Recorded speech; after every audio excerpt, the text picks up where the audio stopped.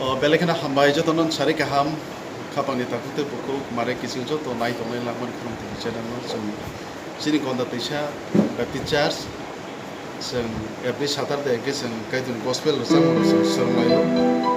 ke tini bawa ikan sini moton siklaro bai sereng